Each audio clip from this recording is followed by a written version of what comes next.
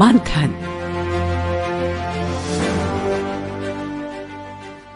ये आकाशवाणी है। प्रस्तुत है कार्यक्रम मंथन। इसके अंतर्गत सुनिए आदि कर्मयोगी अभियान पर चर्चा। इसमें भाग ले रहे हैं जनजातीय कार्य मंत्रालय में संयुक्त सचिव अनंत प्रकाश पांडे और आकाशवाणी संवाददाता कमल कुमार प्रजापति। दुनिया में भारत वो देश है जहां कुल आबादी का जनजातीय वर्ग की आबादी लगभग 8.5 से 9% है, और भारत वो देश है जहां जनजातीय वर्ग की विविधता इस तरह से है कि 700 से ज्यादा ट्राइब्स भारत में बसते हैं। तो ये बहुत ज़रूरी है कि हम इस विविध जनजातीय वर्ग पर गर्व करें, लेकिन ये भी आवश्यक है कि इस विविध जनजातीय वर्ग तक वो सभी सामाजिक और आर्थिक सुविधाएं और वो सभी योजनाएं पहुंचें जिस वजह से वे मुख्य धारा में आ सकें। सरकार की बहुत सारी योजनाएं हैं जो जनजातीय वर्ग के उत्थान के लिए संचालित की जाती हैं, लेकिन ज़रूरत थी कि इन सभी योजनाओं को ज़मीनी स्तर पर कैसे लागू किया जाए, कैसे गांव-गांव तक और हाशिए पर जनजातीय वर्ग तक ये सभी योजनाएं पहुंचे। और इसीलिए सरकार ने एक खास अभियान की शुरुआत की, आदि कर्मयोगी अभियान। इस अभियान में एक विशेष चेन लीडर तैयार की जा रही है, एक नेतृत्व तैयार किया जा रहा है, एक ऐसा काडर जो गांव-गांव तक और हाशिए पर जनजातीय वर्ग तक इन सभी सामाजिक आर्थिक सुविधाओं और सरकार की योजनाओं को पहुंचाएगा। तो आज हम इसी अभियान पर खास बातचीत करने जा रहे हैं। हमारे साथ कार्यक्रम में शामिल हैं जनजातीय कार्य मंत्रालय में संयुक्त सचिव अनंत प्रकाश पांडे। बहुत बहुत स्वागत है कार्यक्रम में आपका। धन्यवाद कमल जी। सबसे पहले हम आदि कर्मयोगी अभियान के इस शब्द से ही कार्यक्रम की शुरुआत करना चाहेंगे कि ये क्या अभियान है और इस अभियान की परिकल्पना कैसे की गई है। आदि कर्मयोगी अभियान एक बहुत बड़ा आंदोलन है। ये केवल एक ट्रेनिंग प्रोग्राम के तौर पे नहीं है। जो मुख्य इसकी परिकल्पना की गई है कि अलग अलग राज्य सरकार, भारत सरकार विगत कई वर्षों से, लगभग 80 वर्ष से इंडिपेंडेंस के बाद से जनजातीय लोगों के लिए कार्य कर रहे हैं, अलग अलग प्रोग्राम चलाते हैं। भारत सरकार ने पिछले 10 सालों में बहुत अच्छे प्रोग्राम चलाए हैं जिससे इस तरह की स्कीम्स पहुंच पा रही है। तो बजट भी लगभग 3 गुना हो चुका है, परंतु फिर भी ये देखा जा रहा था कि स्कीम की जो डिलीवरी है उसको कैसे और इम्प्रूव किया जा सके। ट्राइबल सबसे रिमोट एरिया में रहता है और इस ट्राइबल पॉपुलेशन को पहुंचने के लिए सर्विस डिलीवरी हमारे जो ग्रास रूट पे एम्प्लॉइज हैं, जो ट्राइबल डिपार्टमेंट के हैं, अन्य विभागों के हैं, उन्हीं के थ्रू होती है।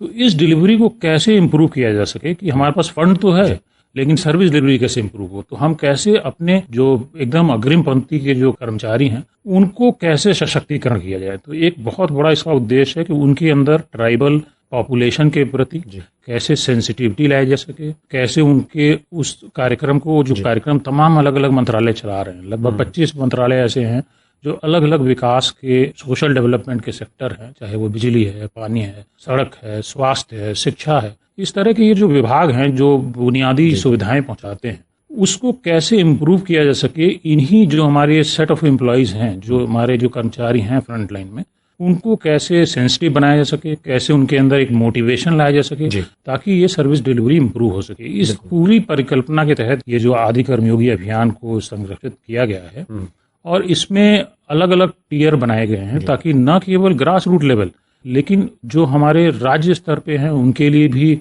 स्पेशल ये कैपेसिटी बिल्डिंग ट्रेनिंग का प्रोग्राम बनाया गया है।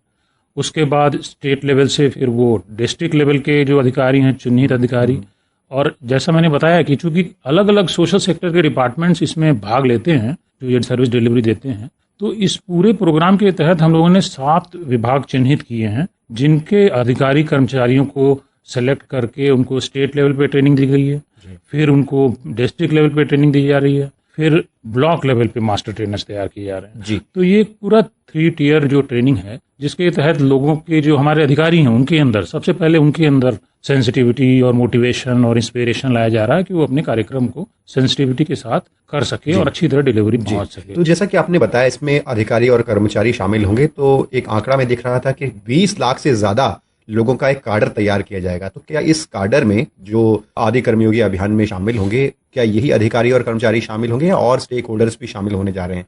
किस तरह का पूरा ये एक मॉडल होगा जिसमें कि ये काडर बनेगा जो गांव-गांव तक जाकर लोगों तक इन सर्विसेज को या योजनाओं को पहुंचाएगा? तो जैसा मैंने बताया कि इसमें एक जो बहुत बड़ा इंपॉर्टेंट स्टेक होल्डर है वो तो हमारे अलग अलग विभाग हैं। जी जी, तो सरकारी विभाग हैं, जैसे शिक्षा, स्वास्थ्य, रोड बनाने वाले, इस तरह के तमाम विभाग हैं। तो उनसे हमने 7 विभागों को जो मूलतः इस तरह की बुनियादी सुविधाएं पहुंचाते हैं उनको चुना है, उनके अधिकारी कर्मचारी को चुना है। तो वो लगभग हम लोगों ने पूरा कैलकुलेशन किया कि अगर हम जैसे ये 1 लाख गांव के लोग चिन्हित होंगे और लगभग 3000 ब्लॉक इसमें कवर हो रहे हैं और 550 डिस्ट्रिक्ट के तहत ये पूरा कार्यक्रम हो रहा है, तो इसकी कैलकुलेशन अगर हम लोग करते हैं तो ये लगभग 10 लाख जो है इस तरह के एम्प्लॉयज का कैडर तैयार होगा। परंतु जो बाकी 10 लाख जो बताया गया है उसमें हमारे जो ग्राम स्तर पर आप देखोगे कि गांव में जरूर ऐसे लोग होते हैं जो एक लीडरशिप रोल में रहते हैं और वो एक रिसोर्स पर्सन के तौर पे काम करते हैं कि प्रेरणा दें कैसे कि अच्छे से काम हो सके, उसको मॉनिटर भी करते हैं, सोशल ऑडिट भी करते हैं और सहयोग भी करते हैं कि कैसे ग्राम स्तर पर लोगों को जोड़ा जा सके, लोगों की डिमांड को रेज किया जा सके, लोगों की बातों को ऊपर पहुंचाया जा सके। तो इस तरह के जो आदि सहयोगी और आदि साथी ये 2 और उसमें सम्मिलित हैं, दोनों को मिला के जैसे टीचर्स हैं, वॉलेंटियर्स हैं, स्टूडेंट्स हैं, यूथ लीडर्स हैं, इस तरह के तमाम जो ग्राम स्तर के लोग हैं उनको भी जोड़ने का एक पहल है इसमें। और इस तरह दोनों को मिला के सरकारी अधिकारी और जो गैर सरकारी हमारे जो और साथी सहयोगी हैं उनको मिला के ये लगभग 20 लाख आदि कर्मयोगी का कैडर तैयार करने की योजना है। और इसमें जैसे बहुत सारे युवा स्वयं सहायता समूह इनको भी जोड़ने का एक प्रावधान है। तो आपने बताया कि लोकल स्तर पर जो लोग हैं वो भी इसमें जुड़ेंगे, तो कैसे युवा स्वयं सहायता समूह या ऐसे इन्फ्लुएंसर्स इसमें अपनी भूमिका निभाएंगे? तो जैसे मैंने बताया कि ये जो पूरी योजना है, अभियान है, ये 3 चरणों में है। पहला चरण जो है रीजनल प्रोसेस लैब जिसको हम बोलते हैं जी। रीजनल प्रोसेस लैब में हम लोगों ने स्टेट लेवल के मास्टर ट्रेनर्स को सेलेक्ट किया था अलग अलग राज्यों से और उस पूरे राज्य से 7 विभागों से लिया और इस तरह के 3-3, 4-4 राज्य के क्लस्टर बना के रीजनल लेवल पे इसका एक 7 दिन का प्रोसेस लैब किया था। उसके बाद ये स्टेट लेवल पे होता है स्टेट प्रोसेस लैब, जिसमें स्टेट लेवल के जो डिस्ट्रिक्ट लेवल के लोग चिन्हित होके आते हैं उनको जो स्टेट मास्टर ट्रेनर्स हैं वो उनको ट्रेन करते हैं। और इसी तरह फिर डिस्ट्रिक्ट लेवल पे ब्लॉक के चुने हुए लोग आते हैं और उनको डिस्ट्रिक्ट मास्टर ट्रेनर्स तैयार करते हैं, ट्रेनिंग देते हैं। लेकिन जब ये ब्लॉक लेवल पे जाता है, ब्लॉक लेवल में इसमें चूंकि हम सब जानते हैं कि ब्लॉक के दफ्तरों की पहुंच सबसे ज्यादा होती है किसी भी गांव के लिए, किसी भी ट्राइबल के लिए, क्योंकि वो सबसे डायरेक्ट कांटेक्ट में होता है।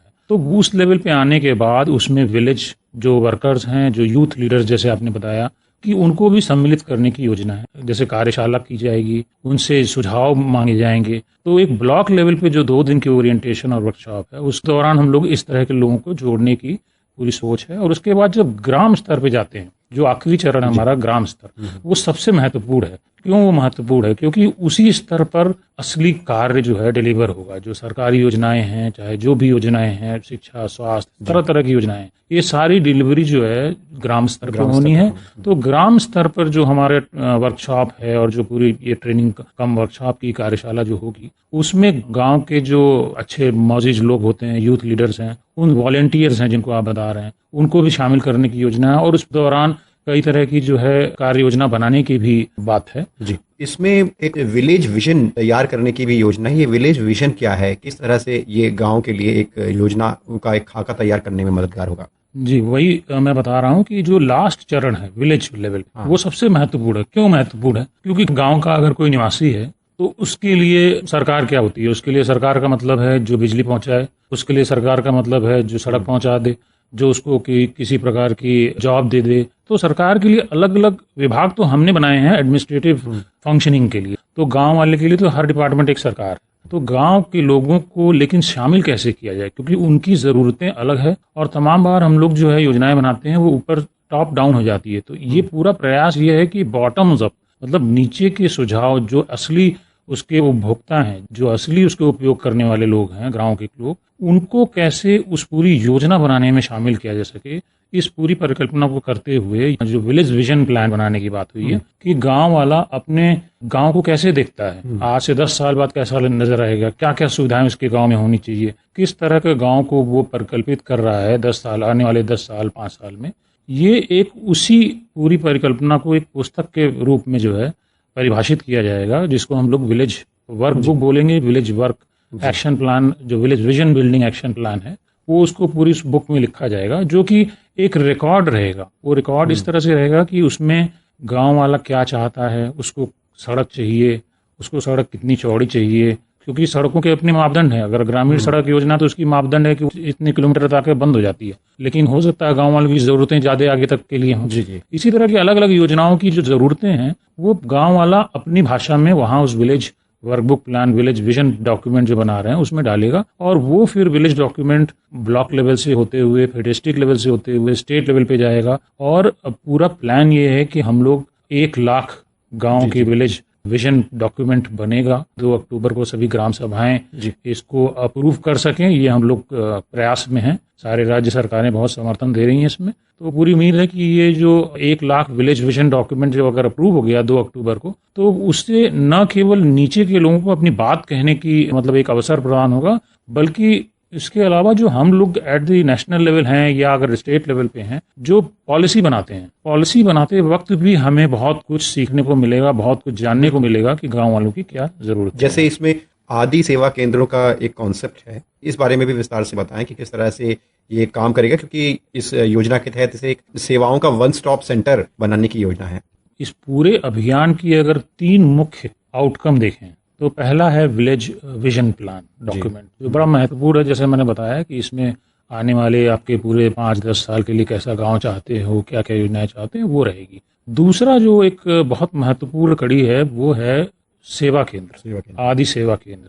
आदि सेवा केंद्र से हमारा जो अभिप्राय है वो ये है कि किसी एक ऐसे फिजिकल लोकेशन पे वो रहेगा जिसमें आप कौन सी योजना चाहते हो जो नहीं चल पा रही हैं, कोई आपकी शिकायत है, कोई बहुत बार ये देखा गया है कि तमाम गवर्नमेंट्स इतनी अच्छी अच्छी योजनाएं चला रही हैं लेकिन उसकी इन्फॉर्मेशन नीचे तक नहीं पहुंच पाती है। तो आदि सेवा केंद्र एक तो होगा कि उसका रोल कि अगर आपको कोई ग्रीवेंसेस है, आपको कोई चीज नहीं मिल पा रही है, आप जानते हो उस योजना के बारे में नहीं मिल पा रही है, तो आप उसमें दर्ज कर सकते हो, उसके रजिस्टर्स बनेंगे उसमें दर्ज कर सकते हो। और हम लोग उसके लिए प्रयासरत हैं कि एक पोर्टल के थ्रू उसको कैप्चर भी किया जा सके ताकि वो हर लेवल पे मॉनिटर हो सके, डिस्ट्रिक्ट पे, ब्लॉक पे, स्टेट पे और अपने नेशनल लेवल पे भी। तो एक तो ये ग्रीवेंसेस मतलब अपनी कोई परेशानी है वो एक कैप्चर करने के लिए हो जाएगा। दूसरा इसमें यह है कि इन्फॉर्मेशन, जैसे मैंने बताया कि बहुत बार बहुत सारी योजनाओं की इन्फॉर्मेशन ही नहीं होती है लोगों तक, तो उनको पता ही नहीं है कि ऐसी कोई हॉर्टिकल्चर की योजना चल रही है जिसमें इस तरह की सब्सिडी है, या कोई स्किल डेवलपमेंट की योजना चल रही है जिसके तहत फ्री ट्रेनिंग दी जाती है। तो इस तरह की बहुत सारी योजनाएं हैं जो एक वहां पे एक इन्फॉर्मेशन सेंटर का भी काम करेगी।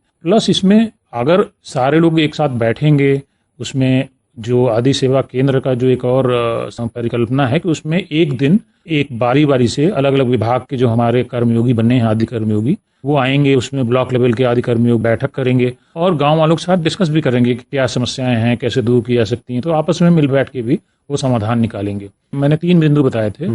तीसरा जो एक महत्वपूर्ण आइटम उसमें है जो हमारा आउटकम है वो है सैचुरेशन, कि हम लोग तमाम स्कीम चला रहे हैं। भारत सरकार बहुत सारी स्कीम चलाती है और हमारा जो विभाग है जनजातीय कार्य मंत्रालय, ये पीएम जनमन, एक प्रधानमंत्री जनमन योजना है और एक धरती आबा जनजातीय उत्कर्ष योजना है। ये दोनों बहुत महत्वपूर्ण योजनाएं हैं क्योंकि ये एक डिपार्टमेंट की अपनी स्कीम नहीं है, ये बेसिकली एक कन्वर्जेंस स्कीम है। तो कन्वर्जेंस स्कीम का मतलब ये होता है कि इसके अंदर अलग अलग विभागों की स्कीम को कैसे ट्राइबल तक पहुंचाया जा सके। जैसे एग्रीकल्चर की स्कीम है प्रधानमंत्री किसान निधि योजना, एनिमल हस्बेंड्री की अगर स्कीम है कि गोटरी या फिशरी या पिगरी पे कोई सब्सिडी मिलती है, उसको कैसे वहां तक पहुंचाएं। तो ये दोनों जो योजनाएं हैं पीएम जनमन और धरती आबा, ये दोनों हमारी कन्वर्जेंस योजनाएं हैं। अब इनका सैचुरेशन कैसे हो? सैचुरेशन का मतलब है कि पूरे गांव के सभी लोगों का आधार कार्ड बन जाए। पूरे गांव में जितने ट्राइबल हैं उनको अगर एफआरए पट्टा मिला है, जो फॉरेस्ट राइट्स एक्ट के तहत पट्टा मिलता है, उस फॉरेस्ट राइट्स पट्टा के तहत उनको बहुत सारे और बेनिफिट्स भी मिलने चाहिए, तो वो मिल जाएं।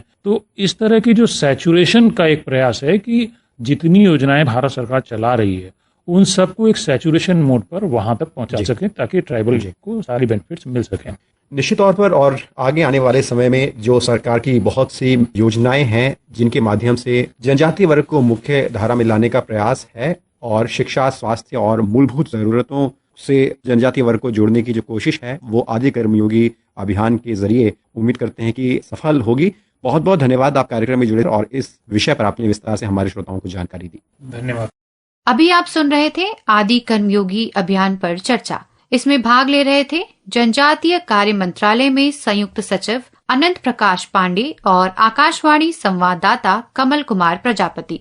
यह कार्यक्रम आकाशवाणी के समाचार सेवा प्रभाग द्वारा प्रस्तुत किया गया।